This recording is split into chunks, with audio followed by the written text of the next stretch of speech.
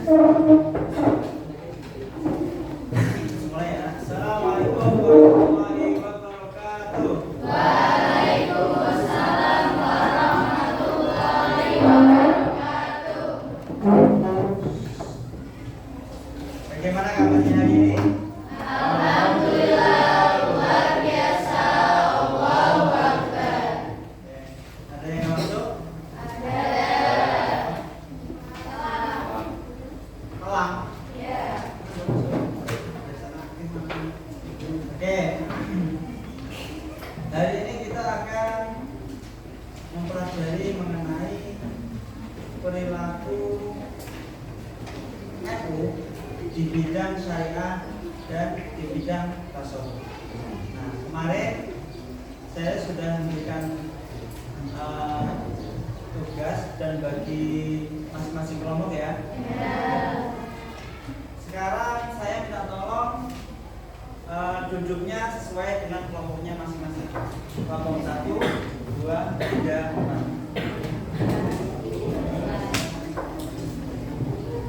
Duduknya sesuai dengan masing-masing. 1, 2, 3, 4.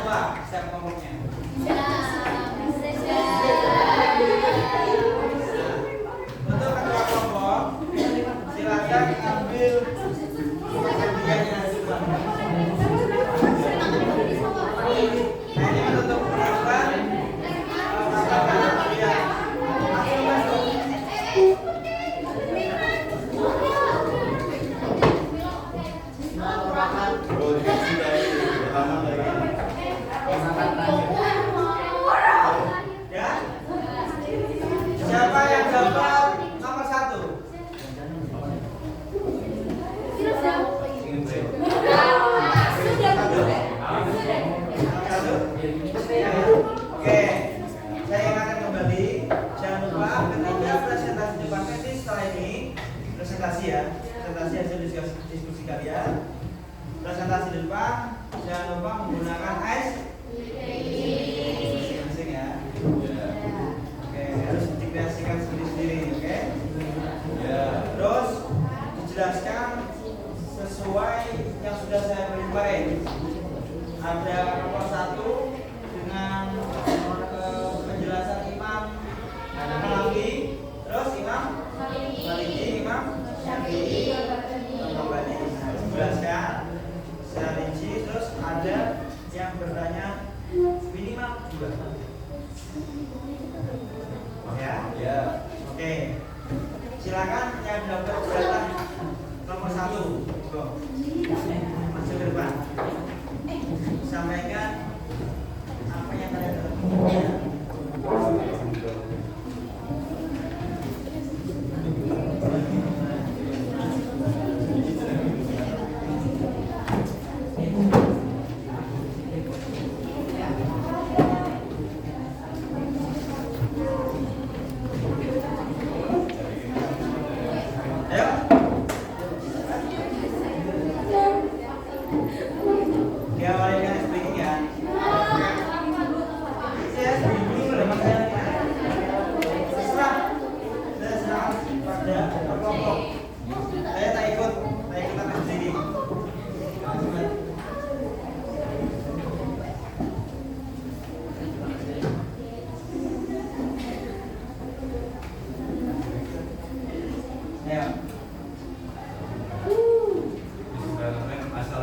warahmatullahi wabarakatuh. Waalaikumsalam warahmatullahi wabarakatuh. Berdirinya kami di sini, kami dari kelompok 3 ingin mempresentasikan hasil kelompokan kami, yaitu Imam Syafi'i.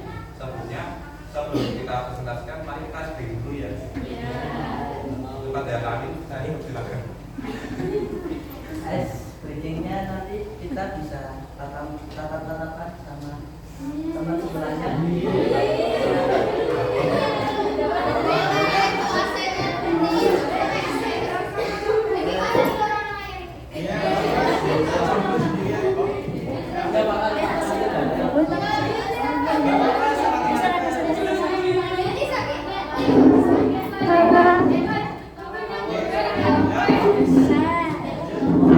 Nanti saya akan mutarin lagu, nanti bisa joget.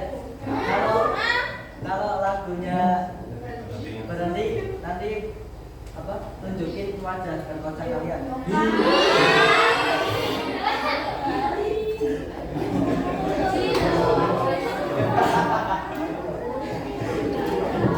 Senyum kan saya tahu saya pindah dulu. Ya. Lagunya sini Cek, lagunya. Kalau sama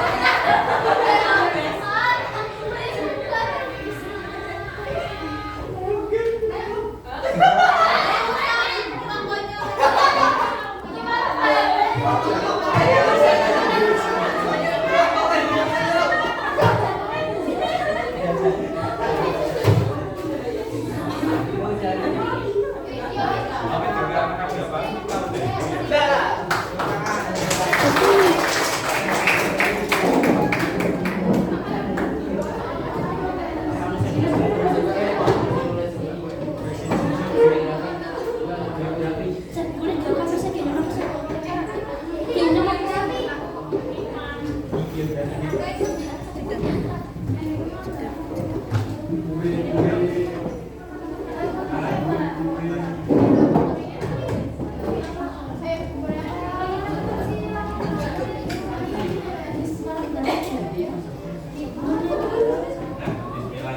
Saya mulai ya. Nah, Imam Syafi'i. Sebelumnya nama lengkap Imam Syafi'i itu Muhammad bin Idris Asy-Syafi'i. Terus lahirnya itu di tahun 50 ataupun 767 Masehi di Gaza ataupun Palestina. Tahu kan Gaza itu di mana? Ya. Nah, terus bapaknya Imam Syafi'i ada yang tahu nggak di mana? Sudah. Di mana? Ya sudah di Mesir. Nah, terus bapaknya Imam Syafi'i itu di tahun 820 Masehi. Lalu gelarnya itu kan tadi namanya Muhammad bin Idris Asy-Syafi'i. Nah, Imam Syafi'i itu dapat gelar Imam Syafi'i. Nah, jadi Muhammad bin Idris Asy-Syafi'i itu dapat gelarnya Imam Syafi'i. Nah, itu ya. Terus latar belakangnya itu gini. Nah, Imam Syafi'i lahir dari keluarga Quraisy. Keluarga Quraisy keturunan langsung dari Nabi Muhammad SAW melalui jalur Abdul Manaf. Nah, dari jalur Abdul Manaf ya. Terus beliau berasal dari keluarga yang mulia dan terhormat. Gitu ya. Lalu nasabnya bersambung kepada Abdul Manaf, yaitu kakek buyutnya Nabi Muhammad SAW. Ya. Nah, ayahnya bernama Idris bin Abbas. Lalu sedangkan ibunya itu namanya Fatimah bin Abdullah, binti Abdullah, seorang wanita salehah dari keturunan Rasulullah juga. Nah, jadi sejak kecil itu beliau sudah menunjukkan kecerdasan luar biasa pada usia 7 tahun. Ia sudah menghafal Al-Quran dan pada usia 5 tahun telah menguasai kitab Al-Muwatta karyanya Imam Maliki.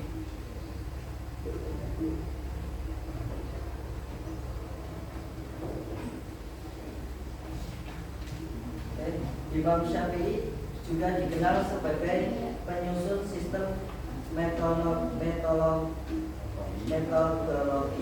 hukum Islam atau usul fikih yang rapi dan logis. Beliau menulis kitab Ar-Risalah yang menjadi dasar ilmu usul fikih. Metode beliau dalam menetapkan hukum Islam atau sumber hukum itu yang pertama Al-Quran, yang kedua As-Sunnah atau hadis Nabi, yang ketiga ijma atau kesepakatan ulama, dan yang keempat itu qiyas atau analogi hukum. Karyanya itu ada Ar-Risalah tentang usul fikih atau metode pengambilan hukum, dan kumpulan pendapat dan fatwa beliau dalam berbagai masalah fikih. Sifat dan kepribadian Imam Syafi'i dikenal sangat cerdas dan fasih berbahasa Arab, rendah hati meskipun sangat berilmu, penyabar dan adil dalam berdebat, selalu mengutamakan dalil dan logika yang kuat.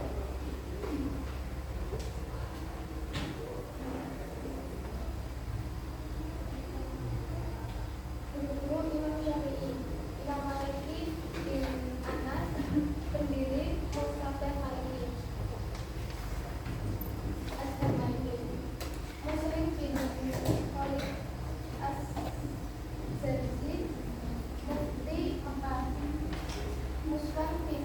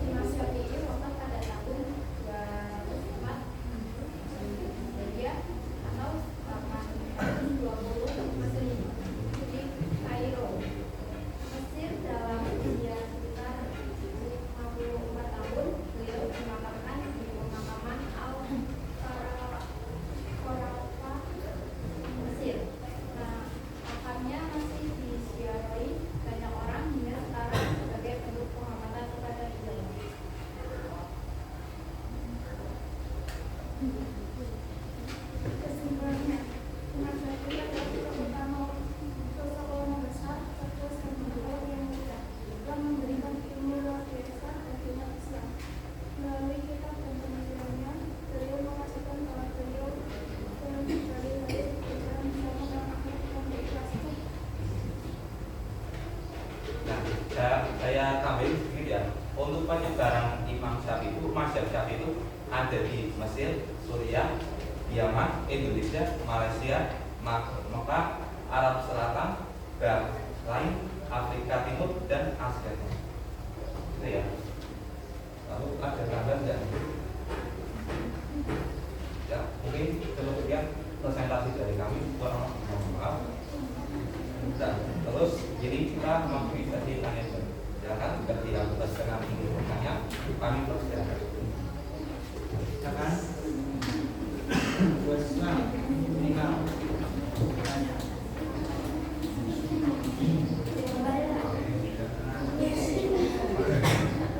Ya, silakan bisa berdiri perkenalan. Lalu apa pertanyaan? Perkenalkan, nama saya Widianti. Izinkan saya bertanya. Tadi dalam materi yang disampaikan ada yang namanya kitab Al-Muwatta. Kitab Al-Muwatta tersebut isinya apa aja, Pak? Terima kasih.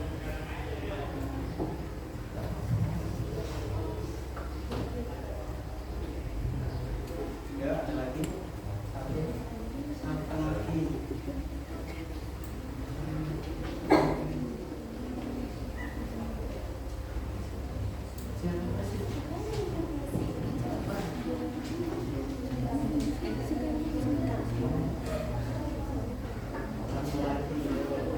Saya mau Ya, ya. perkenalkan, nama saya Muhammad Mustafa. Istimewanya apa? Keistimewaan tentang Imam Syafi'i. Apa? Keistimewaan tentang Imam Syafi'i.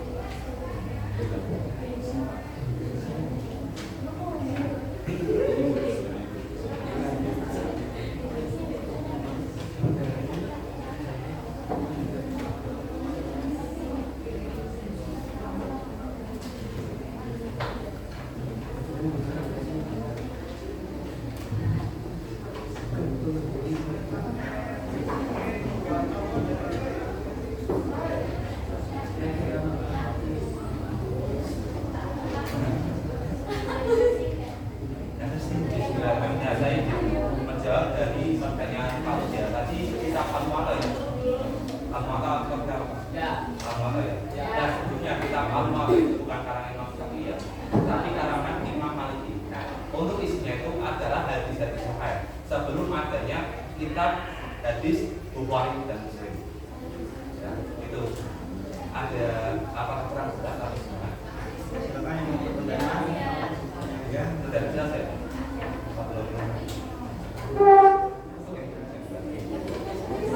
Terus pertanyaan yang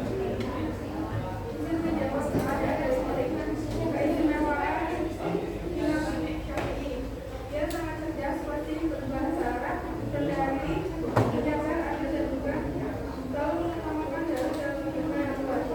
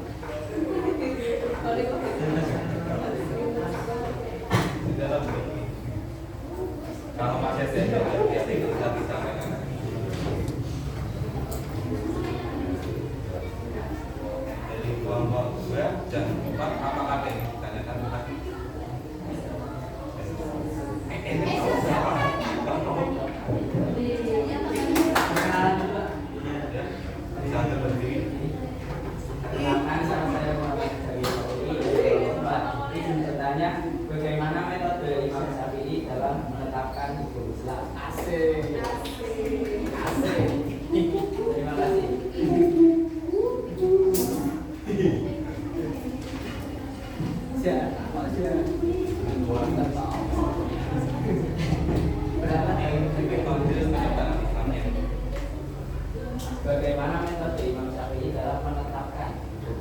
Oh, menetapkan. Nah, metodenya itu ada apa? Nah, metode pertama itu Al-Quran. Jika Imam Syafi'i itu mengambil hukum-hukum seperti dan mengambil hukumnya itu artinya di Al-Quran. Pertama dari Al-Quran tersebut. Kalau di Al-Quran saja Imam Syafi'i mengambilnya metode as-sunnah atau metode hadis Nabi ya. Lalu kalau di hadis Nabi tidak ada ataupun merantas, maka Imam Syafi'i itu menggunakan metode ijma ataupun kesepakatan para ulama. Jadi para ulama itu dikumpulkan lalu disepakati ini hukumnya itu gimana. Nah itu kalau sudah disepakati itu namanya ijma. Lalu metode ketiga keempat itu adalah qiyas atau analogi.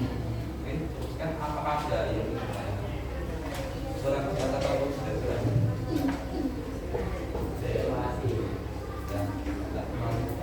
Dari kelompok juga apakah ada yang ditanyakan? Ya.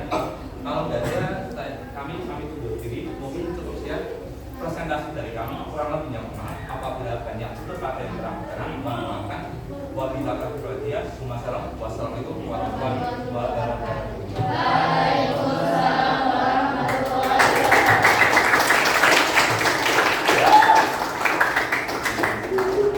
Kenapa? Karena waktunya gak semudah. Tapi sebelumnya saya mau bahas Imam Syafi'i dulu. Pas banget. Pertama yang dapat undian Imam Syafi'i. Kenapa kok kita anaknya Imam Syafi'i? Kenapa kita anaknya Imam Syafi'i? Padahal masih ada imam yang lain.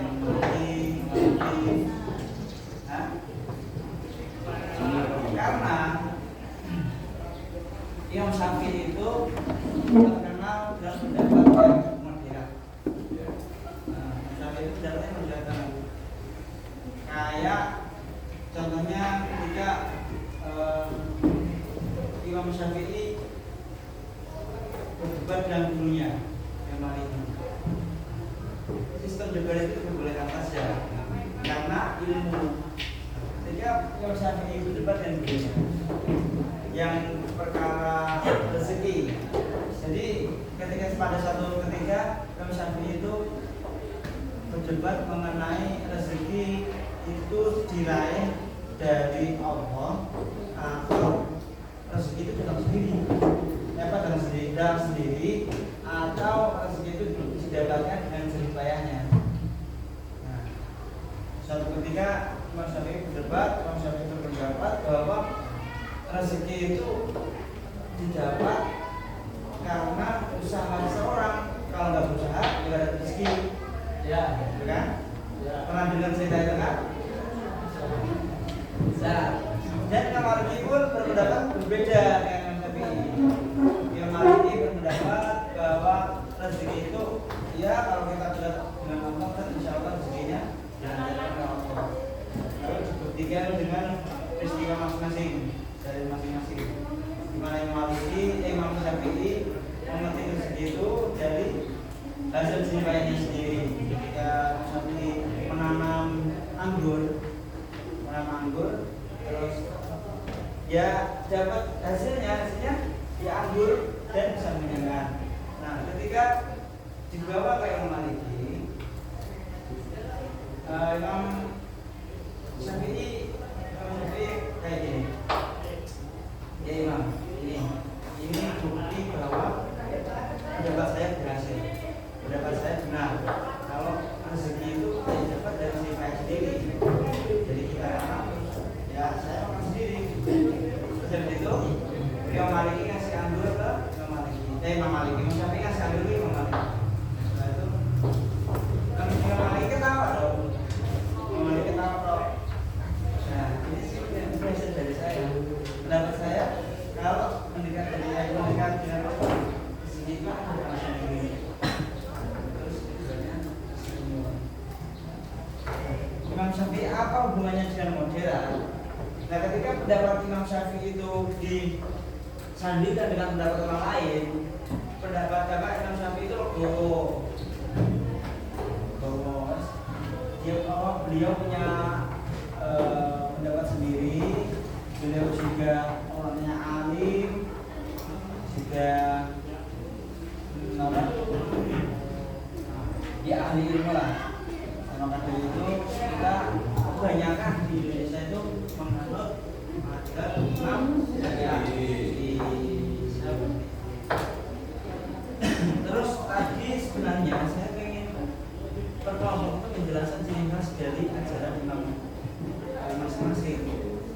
Contohnya tadi misalnya ya, selain apa ada tempat lahir ada di mana, tempat di mana, nah itu dijelaskan ajarannya itu apa yang diterapkan di ya di kehidupan kita. Misal kalau Syafi'i itu makanya kunut bisa dimasukkan, bisa. Kalau Imam Maliki kunutnya di depan kunutnya sebelum rukuk. Itu diusahain setiap kelompok itu ya dikasih ciri khas dari imam tersebut. Ini kan jadi tahu apa fikih dari masing-masing tersebut. Oh, gitu. Ya. Terus tujuannya apa sih kok? Kita belajarnya mazhab. Kita belajarnya cuma mazhab. Kok enggak sesuai materi aja berlaku di masyarakat? Ya karena kita sebagai warga Nahdlatul Ulama Ahlussunnah wal Jamaah saja itu juga harus mengetahui masing-masing spesifikasi mazhab yang ada yang dianut oleh masyarakat muslim. Juga harus tahu, oh berarti kita nggak hanya stuck di Imam Syafi'i aja, kita juga tahu Imam Maliki. Terus kita juga bisa meneladani perilakunya. Dan yang terpenting itu pelajari ini ya, kayak mana itu mempelajari perilakunya. Walaupun ya satu dia biasa main ya, tapi nggak apa-apa, masih ada seperti kayak sholat terus ngaji itu masih tetap diterapkan. Insya Allah nanti dipercaya hidup.